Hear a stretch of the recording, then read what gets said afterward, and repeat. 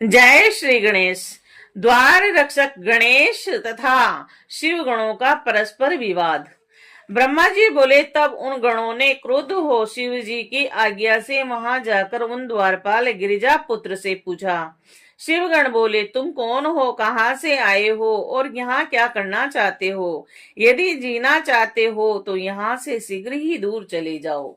ब्रह्मा जी बोले, उनका यह वचन सुनकर हाथ में लाठी लिए हुए गिरिजा पुत्र ने निडर होकर उन द्वार रक्षक गणों से कहा। गणेश जी बोले, आप लोग कौन हैं और यहाँ कहाँ से आए हैं? और आप लोग तो बहुत ही सुंदर हैं और शीघ्र ही यहाँ से दूर हो जाएं और विरोध करने के लिए यहाँ क्यों स्थित हैं? ब्रह्मा जी बोले, इस प्रकार उनके वचनों को सुनकर शिव जी के सभी महावीर गणों ने आश्चर्यचकित होकर परस्पर हास्य करके कहा।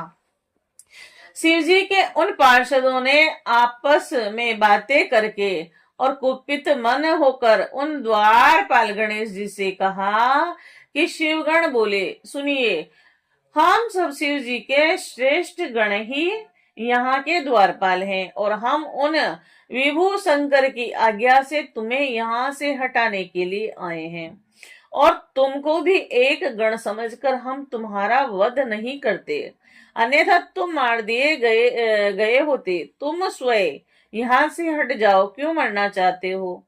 ब्रह्मा जी बोले, इस प्रकार कहे जाने के बाद भी गिरजा पुत्र निर्भय गणेश शंकर गणों को बोल फटकार कर द्वार से नहीं हटे और तब वहां के उन संपूर्ण शिव गणों ने भी गणेश जी का वचन सुनकर शिव जी के पास जाकर उस वृत्तांत को निवेदित किया।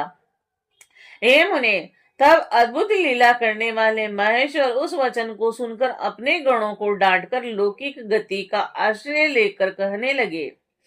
भगवान महेश्वर बोले, हे गणों, यह कौन है जो शत्रु के समान इतना उछलंक होकर बातें करता है? यह असद बुद्धि क्या करेगा? निश्चय ही यह अपनी मृत्यु चाहता है। इस नवीन द्वारपाल को शीघ्र ही यहाँ से दूर करो। तुम लोग कायरों की भांति खड़े होकर उसका समाचार मुझसे क्यों कह रहे हो? अद्भुत लीला करने वाले शंकर के ऐसा कहने पर उन गणों ने पुनः वहीं पर आकर उन द्वारपाल गणेश से कहा। शिवगण बोले, हे द्वारपाल, तुम कौन हो और किसके द्वारा नियुक्त होकर यहाँ स्थित हो? और तुमको हम लोगों की कोई परवाह नहीं है और यहाँ रहकर कैसे जीना चाहते हो? द्वारपाल तो हम लोग हैं, तुम किस प्रकार अपने को द्वारपाल कहते हो? शेर के आसन पर बैठकर सियार किस प्रकार अपने कल्याण की इच्छा कर सकता है? हे मूर्ख, तुम अभी तक गर्जना कर रहे हो और तब तक तुम शिवगणों के पराक्रम का अनुभव नहीं कर लेते हो। अभी जब तुम अनुभव कर लोगे तब धराशायी हो जाओगे। तब उनके द्वारा कहे गए इस वचन को सुनकर गणेश जी दोनों हाथ में लाठी लेकर ऐसा बोलने वाले उन गणों को मारने लगे। तदअंतर शिव पुत्र गणेश ने निडर होकर शंकर के महावीर गणों को गुड़ कर कहा और पार्वती पुत्र बोले, जाओ जाओ, यहाँ से दूर चले जाओ, अन्यथा मैं तुम लोगों को प्रचंड पराक्रम दिखाऊंगा और जिससे तुम लोग उपहास पद हो जाओगे। और तब उन गिरजा पुत्र की यह बात सुनकर शंकर के वे गण आपस में कहने लगे। शिवगण बोले, अब हमें क्या करना चाहिए, कहाँ जाना चाहिए? कहने पर भी यह हमारी बात नहीं मानता। हम लोग तो मर्यादा की रक्षा करते हैं और इसने ऐसी बात किस प्रकार कही? ब्रह्मा जी बोले, तब शिव के सभी गणों ने कैलाश से 1 कोस की दूरी पर स्थित शंकर जी से जाकर वह सब कहा। तब हाथ में त्रिशूल धारण किए हुए उग्र बुद्धि परमेश्वर शिव जी ने हंसकर वीर मानी अपने उन गणों से कहा। शिव जी बोले, हे गणों, तुम लोग कायर हो और वीर मानी वीर नहीं। मेरे सामने तुम लोग ऐसा कहने के योग्य नहीं हो।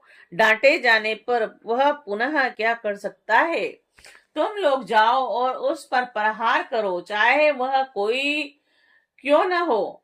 तुम लोगों से अधिक क्या कहूं, चाहे जैसे भी हो उसे वहां से हटाओ। ब्रह्मा जी बोले, हे मुनीश्वर, जब महेश्वर ने अपने श्रेष्ठ गणों को इस प्रकार फटकारा, तब वे गण पुनः वहां गए और बोले। शिवगण बोले, अरे बालक सुनो, तुम हठ पूर्वक क्यों व्यर्थ बकवास कर रहे हो? अब तुम यहाँ से दूर चले जाओ, अन्यथा तुम्हारी मृत्यु हो जाएगी। ब्रह्मा जी बोले कि शिव के आज्ञाकारी उन गणों का निश्चय पूर्वक वचन सुनकर मैं क्या करूं, यह सोचकर पार्वती पुत्र गणेश जी बहुत दुखी हुए। और इसी बीच द्वार पर गणों का तथा गणेश का कलह सुनकर देवी पार्वती ने अपनी सखियों से कहा, देखो द्वार पर किस प्रकार का कलह हो रहा है। सखी ने वहां आकर सारा वृतांत जान लिया और क्षण मात्र में सब कुछ देख कर प्रसन्न होकर वह पार्वती के पास गई और हेम ने जो कुछ भी घटित हुआ था वहां जाकर उस सखी ने वह सब यथार्थ रूप से पार्वती के आगे वर्णन किया। सखी बोली, हे महेश्वरी, हमारा गण जो द्वार पर स्थित है उसको शिव जी के वीरगण निश्चित रूप से धमका रहे हैं। शिव तथा उनके वे सभी गण बिना अवसर के घर में जबरदस्ती कैसे प्रवेश कर सकते हैं? यह तो आपके लिए शुभ तर नहीं है। और इस बालक ने बहुत अच्छा किया जो इस कार्य के लिए दुख तथा तिरस्कार आदि का अनुभव करके भी इसने किसी को घर में आने नहीं दिया। और इसके बाद इन लोगों में परस्पर विवाद चल रहा है। वाद विवाद किए जाने पर वह सुख पूर्वक घर में प्रवेश नहीं कर पाएंगे। हे प्रिय, यदि वाद विवाद किया गया तो मेरे गण को जीतकर विजय प्राप्त करने के बाद वे घर में प्रवेश कर सकते हैं, अन्यथा नहीं। हमारे गण को धमकी देने से इन गणों ने हमको ही धमकी दे दी है।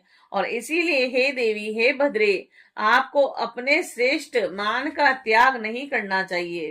हे सती, शिवजी तो बंदर के समान सदा आपके अधीन हैं और वे अहंकार क्या करेंगे, अवश्य ही वे आपके अनुकूल हो जाएंगे। ब्रह्मा जी बोले, आश्चर्य है कि वे सती पार्वती स्व इच्छा से क्षण भर वहां रुकी गई और वह मानिनी होकर अपने मन में कहने लगी। शिवा बोली, ओहो, यह बड़े आश्चर्य की बात है कि शिव के गण क्षण मात्र भी रुक नहीं सके और इस प्रकार प्रवेश का हट उन लोगों ने कैसे ठान लिया। अब इस निर्मित उनसे विनय अथवा अन्य उपाय करना उचित प्रतीत नहीं हो रहा है। जो होना होगा वही होगा। मैंने जो कर दिया है उसे अन्यथा कैसे कर सकती हूँ? ऐसा कहकर प्रिया पार्वती ने अपनी सखी को वहां भेजा। वह सखी आकर पार्वती पुत्र गणेश से प्रिया पार्वती द्वारा कही गई बात कहने लगी। सखी बोली, हे भद्र, तुमने बहुत अच्छा किया। ये लोग अब हठ पूर्वक घर में प्रवेश न करें। तुम्हारे सामने यह गण क्या है जो कि तुम्हारे जैसे गण को जीत ले। करने योग्य अथवा न करने योग्य जो भी कर्तव्य हो तुम उसे अवश्य करना। जो एक बार जीत लिया जाएगा वह फिर वेर नहीं करेगा। ब्रह्मा जी बोले, उस सखी के द्वारा कहे गए माता के वचन को सुनकर गणेश्वर को परम आनंद, बल तथा मान उत्साह प्राप्त हुआ। उन्होंने अच्छी तरह से कमर कस ली और पगड़ी बांधकर उरु तथा जांग पर ताल ठोकते हुए निडर होकर वह उन सभी गणों से प्रसन्नता पूर्वक यह वचन कहा। गणेश जी बोले, मैं पार्वती का पुत्र हूँ, तुम लोग शिव के गण हो, दोनों ही समान हैं। हम सभी अपने अपने कर्तव्य का पालन करें। क्या आप लोग ही द्वारपाल रह सकते हैं? मैं द्वारपाल नहीं रह सकता। यदि आप लोग शिव के द्वार पर स्थित हैं तो मैं भी यहाँ निश्चित रूप से स्थित हूँ। जब आप लोग यहाँ स्थित रहिएगा तब आप लोग शिव की आज्ञा का पालन कीजिएगा। और इस समय तो यहाँ मैं पार्वती की आज्ञा का पालन कर रहा हूँ। और हे वीरों, यह सत्य है, मैंने उचित निर्णय लिया। इसीलिए हे शिव गणों, आप लोग मेरा वचन आदर पूर्वक सुन ले। हठ से अथवा विनय से आप लोगों को घर के भीतर नहीं जाना चाहिए। ब्रह्मा जी बोले, गणेश्वर के द्वारा इस प्रकार कहे गए वे सभी शिवगण लज्जित होकर शिव के पास गए और उन्होंने प्रणाम कर उनके आगे खड़े हो गए और खड़े होकर उन लोगों ने वह सारा अद्भुत वृतांत शिव जी से निवेदित किया और इसके बाद फिर हाथ जोड़कर सिर झुकाए हुए वे शिव जी की स्तुति कर उनके आगे खड़े हो गए। तब अपने गणों के द्वारा कहे गए उस समाचार को सुनकर शिव जी लौकिक व्यवहार का आश्रय लेकर यह वचन कहने लगे। शंकर बोले, हे समस्त गणों सुनो, युद्ध करना भी उचित नहीं है, क्योंकि तुम लोग हमारे गण हो और वह बालक पार्वती का गण है। और हे गणों, यदि नम्रता प्रदर्शित की जाए तो संसार में मेरी यह निंदनीय प्रसिद्धि होगी कि शिव जी सदा स्त्री के वश में रहते हैं और शिव के गण निर्बल हैं और जो जैसा करे उसके साथ वैसा ही वर्ताव करना चाहिए। यही नीति सर्वश्रेष्ठ है। वह अकेला बालक गण क्या पराक्रम करेगा। तुम सब मेरे गण हो और युद्ध में अत्यंत कुशल हो, अतः युद्ध छोड़कर तुम लोग लघुता को कैसे प्राप्त होगे। विशेष रूप से पति के आगे स्त्री को हट कैसे करना चाहिए और हट करके वह पार्वती उसका फल अवश्य प्राप्त करेगी। इसीलिए है वीरो, तुम सब मेरी बात आदर पूर्वक सुनो। तुम लोग अवश्य युद्ध करो, जो होना हार हो वह होकर रहेगा। ब्रह्मा जी बोले, हे ब्राह्मण, हे मुनि श्रेष्ठ, अनेक प्रकार की लीलाएं करने में प्रवीण शंकर जी ऐसा कहकर लौकिक गति प्रदर्शित करते हुए चुप हो गए।